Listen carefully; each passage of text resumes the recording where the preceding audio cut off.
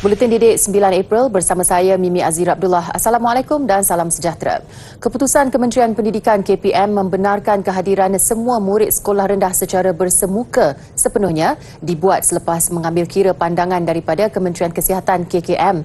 Ia juga mengambil kira faktor kelancaran pengoperasian sekolah secara bersemuka pada 21 Mac lalu. Menurut kenyataan yang dimuat naik di Facebook, ketetapan itu terpakai kepada semua murid sekolah swasta termasuk sekolah ekspatriat dan sekolah antarabangsa yang setara dengan sekolah rendah di bawah KPM. Selain itu, semua institusi pendidikan yang tidak berdaftar dengan KPM juga disarankan untuk mengikut ketetapan tersebut. Bagaimanapun, seperti yang diumumkan Menteri Kanan Pendidikan Datuk Dr. Razi Jidin semalam, pematuhan kepada prosedur operasi standard SOP adalah perkara paling penting.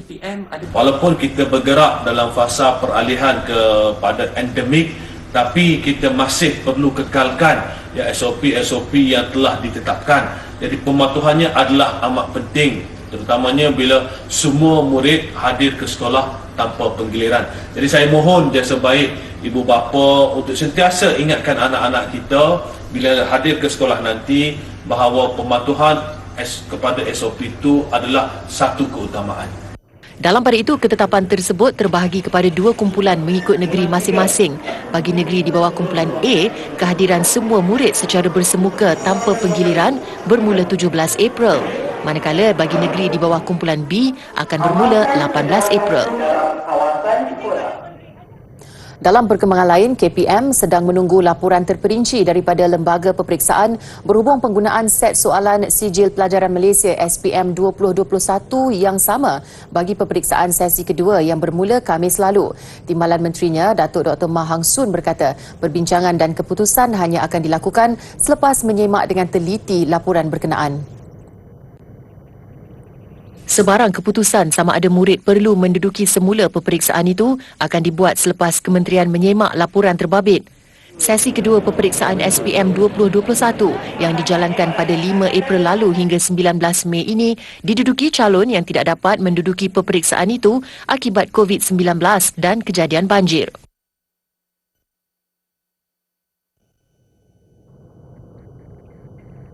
Institusi pengajian tinggi tempatan terus menunjukkan peningkatan memberangsangkan selepas beberapa universiti dan subjek tersenarai dalam ranking Universiti Dunia QS by Subject 2022. Malaysia berada di tempat kelima di Asia untuk bilangan program yang tersenarai kali ini, iaitu 207 program serta berada di tempat ke-6 bagi kedudukan peringkat universiti. Mengikut laporan edisi ke-12 yang dikeluarkan Rabu lalu, 24 universiti tempatan tersenarai dalam QS. Daripada 207 program yang tersenarai, 25 daripadanya terpilih buat kali pertama. 55 lagi melonjak daripada kedudukan sebelumnya. Universiti Melaya menunjukkan prestasi paling memberangsangkan dengan 37 subjek tersenarai dalam penarafan berkenaan. Diikuti Universiti Kebangsaan Malaysia 25, Universiti Putra Malaysia 24, Universiti Sains Malaysia dan Universiti Teknologi Malaysia masing-masing 17 subjek. 3 universiti berada di kedudukan teratas iaitu program kejuruteraan petroleum di Universiti Teknologi Petronas UTP yang berada di tempat ke-22. Universiti Melaya, program perpustakaan dan pengurusan maklumat di tangga ke-28 dan Universiti Islam Antarabangsa Malaysia, program pengajian teologi, ketuhanan dan pengajian agama yang juga menduduki tempat ke-28. Kedudukan terkini itu turut menampilkan 10 jabatan universiti di Malaysia yang tersenarai antara 50 terbaik dunia berbanding hanya 8 jabatan tahun lalu. Selain itu, 3 subjek baru UiTM turut tersenarai dalam penarafan ini, iaitu kejuruteraan kimia, pertanian dan perhutanan serta undang-undang.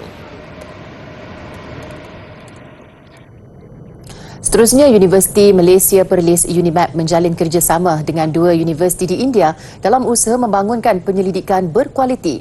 Penandatangan Memorandum Persefahaman MOU membabitkan Amity University Uttar Pradesh AUUP dan Indira Gandhi Delhi Technical University for Women IGD TUW. Kerjasama membabitkan pembangunan penyelidikan berkualiti khususnya dalam bidang kecerdasan buatan AI dan sains data. Ia disaksikan oleh Menteri Pengajian Tinggi Datuk Seri Dr. Nuraini Ahmad sempena lawatan kerja rasmi Kementerian Pengajian Tinggi ke India semalam. Menurut Naib Chancellor UNIMAP, Profesor Dr. Zaliman Sauli, universiti itu dan AUUP telah bekerjasama sejak November 2020 dalam bidang AI. Kerjasama ini turut diperluas bagi melahirkan pelajar pasca siswaza, penerbitan buku dan pengetahuan baru yang memberi manfaat kepada komuniti. Ia termasuk program pertukaran staf akademik, program mobiliti pelajar, penyelidikan dan persidangan bersama. Kerjasama membabitkan program ijazah berkembar pasca siswaza di mana bakal graduan berpeluang memiliki 2 ijazah daripada 2 universiti berbeza.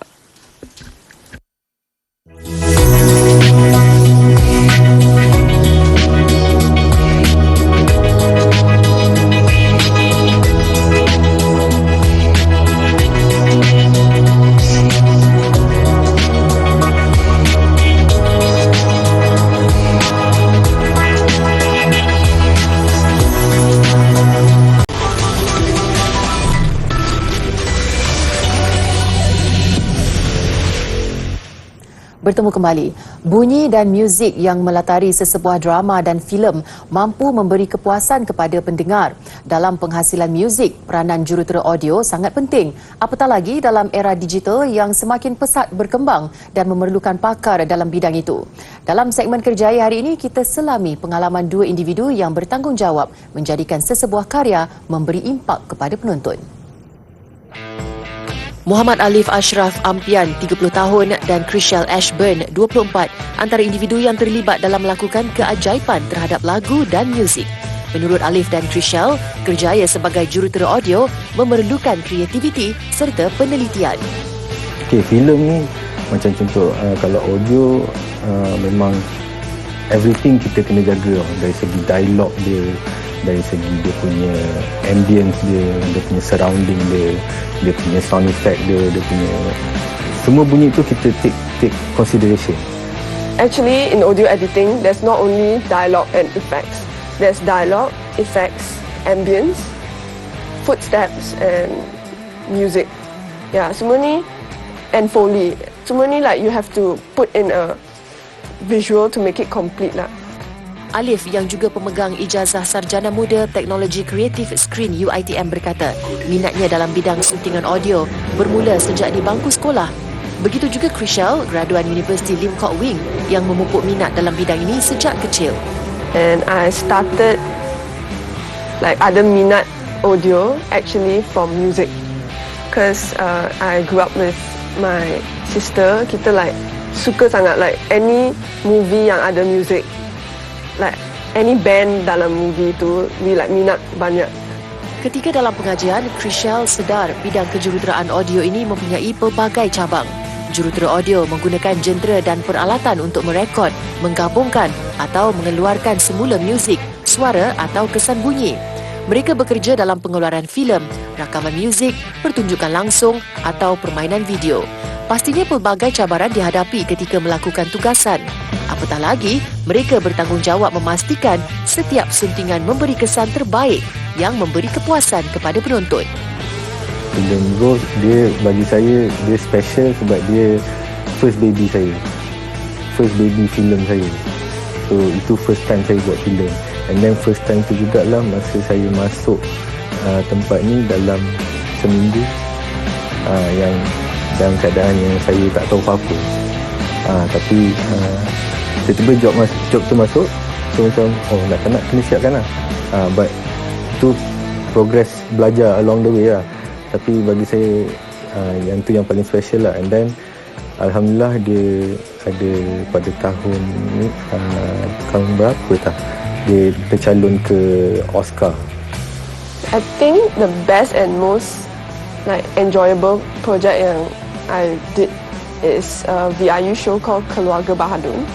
Yeah, it's if you're like minat watching shows, TV shows, movies, if you work as an audio engineer, you enjoy it a bit more also. Because when you're doing your work, you're actually like you're watching TV macam tu like. Walaupun pelbagai cabaran dihadapi, jika karya mereka mendapat pengiktirafan, ia melenyapkan segala rasa penat. Bagi Alif dan Chriselle, selain kelayakan pendidikan, minat menjadi keutamaan untuk menceburi kerjaya sebagai jurutera audio.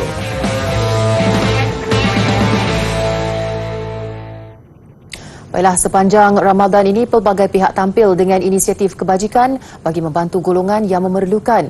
Yayasan Budi Ihsan Malaysia YBIM antara yang mengambil pendekatan membantu golongan keluarga memerlukan dan sakit terlantar melalui penghantaran makanan ke rumah secara percuma. Kerana itu untuk permulaan, jadi kami target kita adalah 3,000 pack berbuka puasa. Akan kami agihkan di seluruh Lembah Kelang kepada individu-individu yang sakit terlantar yang telah kita kenal pasti lebih awal. 3,000 dalam sebulan je, Datuk? Dalam sebulan. Yayasan Budi Ihsan Malaysia YBIM dengan kerjasama Universiti Teknologi Malaysia UTM kampus Kuala Lumpur menyasarkan bantuan itu untuk keluarga fakir miskin, golongan asnaf dan sakit terlantar. Inisiatif Free Meals on Wheels memastikan keluarga terbabit yang terbatas pergerakan menerima juadah berbuka secara percuma yang dihantar dari rumah ke rumah. Sementara itu, Pro-Naib Chancellor kampus UTM Kuala Lumpur, Profesor Dr. Abdul Latif Saleh berkata, kerjasama dengan yayasan itu adalah kali kedua selepas program agihan daging korban tahun lalu.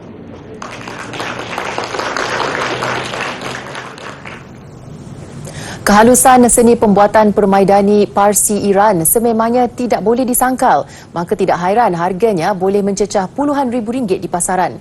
Tenunan yang menggambarkan budaya dan seni negara Timur Tengah itu buat julung kalinya dipertonton di khalayak sempena Festival Eid Harmony yang berlangsung sehingga 16 Mei ini di Ibu Negara. Lebih menarik, tenunan yang berasaskan 100% benang sutera itu bercorakkan bendera Malaysia.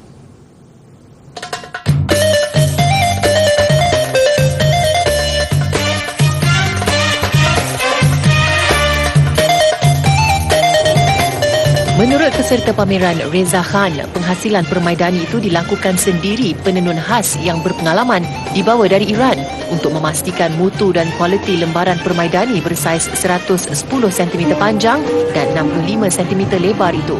This weaving a carpet in Malaysia, it was my dream for more than 20 years. Every single year, I talk to bring somebody to weave one carpet here in Malaysia. But always didn't happen. But thanks God, this time we did it. And here you are, we are weaving the first Persian carpet right here in Kuala Lumpur. Permaidani jalur gemilang ini dijangka siap dalam tempoh 50 hari dan dianggarkan berharga kira-kira RM100,000. Bagaimanapun, ia tidak akan dijual.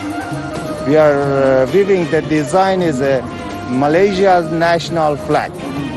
So it's really history making and going to be #1, and we are going to register it at the book here, which is the first time in Malaysia. We are going to register it and it's going to be one of a kind. So I hope every Malaysian to come and see how the Persian carpet get produced.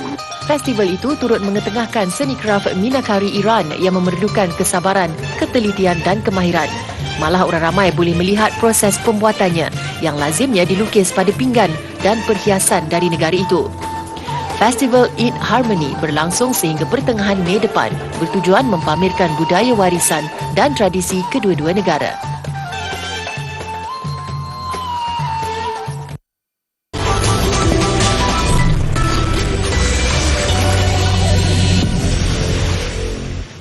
Masih bersama Buletin Didik, kru kapal angkasa Shenzhou 13 akan mengadakan sesi soal-jawab bersama sekumpulan murid dari sekolah di Amerika Syarikat.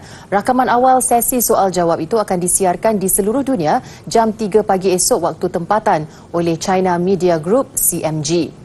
3 angkasawan Chai Chikang, Wang Yaping dan Ye Guangfu akan menjawab puluhan soalan yang dihantar oleh kanak-kanak berkenaan. Sempena itu juga, satu program khas diadakan serentak di Kedutaan China di Washington DC. Duta Besar China, Qinggang, akan menyertai ratusan kanak-kanak untuk sesi tersebut dan aktiviti lain yang akan diadakan. Ketiga-tiga angkasawan terbabit telah berada di stesen angkasa lepas sejak 16 Oktober lalu dan dijangka pulang pertengahan bulan ini.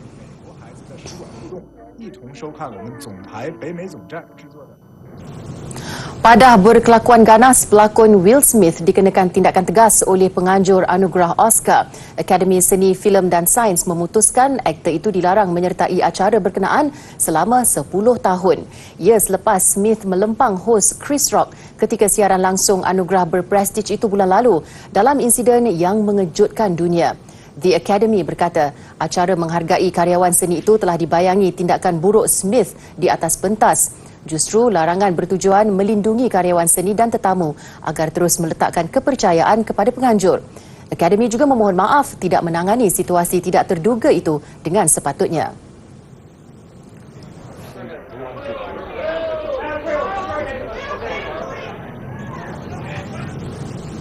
Berita baik untuk ARMY yang gemarkan permainan video. BTS hari ini mengumumkan projek terbaru mereka, BTS Island in the Som. Ia adalah permainan yang dicipta bersama oleh anggota BTS, menampilkan 7 sahabat yang menjalani kehidupan di sebuah pulau dengan pelbagai permainan dan cabaran menyeronokkan.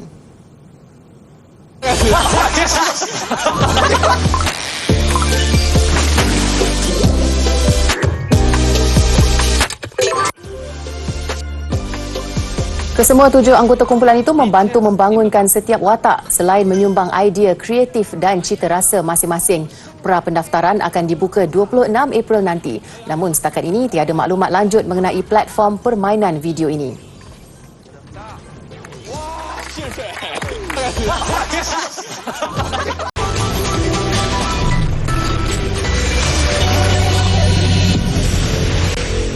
Sukan badminton Malaysia pastinya lega apabila tetap ada wakil pada perlawanan akhir kejuaraan badminton Super 500 terbuka Korea esok. Bergu campuran Tan Kian Meng dan Lai Pei Ching jadi wakil tunggal apabila mencipta sensasi mara ke final selepas melepasi cabaran bergu Indonesia. Dan bagi penentuan kejuaraan, mereka berdepan pilihan keempat yang juga gandingan tuan rumah Ko Sung Hyun Om Hae Won. Tampil selaku wakil tunggal negara di pentas paruh akhir, harapan tinggi diletakkan kepada gandingan campuran Tan Kian Meng Lai Pei Ching. Berdepan pasangan Indonesia Rinov Rivaldi dan Pita Haningtyas Mentari yang juga pilihan ke-6, jangkaan aksi sengit bakal dihadapi. Namun permainan baik berjaya disajikan Kian Meng Pei Ching pada set pertama. Garang mendominasi gelanggang untuk menang 21-13. Set kedua, aksi lebih sengit diberikan pihak lawan dengan kedua-dua bergu saling bertukar mata. Ketinggalan pada 1/3, Kian Meng Pei Ching tenang mengutip 1 demi 1 mata, mengikat kedudukan 20-20 memasuki penentuan mata deuce. Dan mereka terus tampil meyakinkan sebelum menamatkan pertarungan 46 minit dengan kemenangan 22-20 sekaligus menempah tiket ke perlawanan akhir. Di pentas final esok, mereka dijadual bertemu pilihan keempat yang juga gandingan tuan rumah Ko Sung Hyun Om Hae Won bagi penentuan kejuaraan. Bagaimanapun, impian untuk menyaksikan pemain skuash kebangsaan meneruskan impak di kejohanan skuash bergu dunia Glasgow tidak kesampaian. Cabaran gandingan wanita S. Sivasanggari dan Rachel Arnold tersekat di peringkat separuh akhir selepas tewas kepada gandingan England dalam pertarungan 3 set. Sivasanggari dan Rachel bagaimanapun tetap ceria menamatkan kempen di tempat ketiga. Pertemuan separuh akhir antara S. Sivasanggari, Rachel Arnold menentang pasangan England Sarah Jane Perry, Alison Waters seperti dijangka berlangsung sengit. Ketinggalan pada satu ketika, Sivasanggari dan Rachel bangkit mengejar, cuma nasib lebih menyebelahi Perry dan Waters yang menang 11-9. Bersambung set kedua, kebangkitan berjaya disajikan gandingan negara yang berjaya mengheret permainan ke set penentuan selepas menang 11-6. Bagaimanapun, usaha mereka untuk turut mendominasi set ketiga tidak menjadi. Sebaliknya, terpaksa akur dengan kekalahan 3-11 dan terlepas tiket ke perlawanan akhir. Sedikit menceriakan kem negara, Sivasanggari dan Rachel kemudiannya diumum pemenang tempat ketiga. Berikutan penarikan diri bergu New Zealand Joel King dan Amanda Landis Murphy dalam satu lagi aksi separuh akhir. Dalam pada itu, dua gandingan negara Ng Ian Yao, Ivan Yuan dan Adin Idraki Ong Sai Hung bertemu sesama sendiri bagi penentuan klasifikasi 5-8. Dan nyata penguasaan berjaya disajikan Ian Yao Ivan yang menang set pertama 11-5. Cuba untuk memberi cabaran pada set kedua, usaha Adin dan Sai Hung bagaimanapun berjaya disekat Ian Yao dan Ivan sebelum mereka mengesahkan tempat ke penentuan klasifikasi 5-6 menerusi kemenangan 11-9. Mereka dijadual bertemu gandingan Australia, Zach Alexander dan Ryan Keskelly hari ini.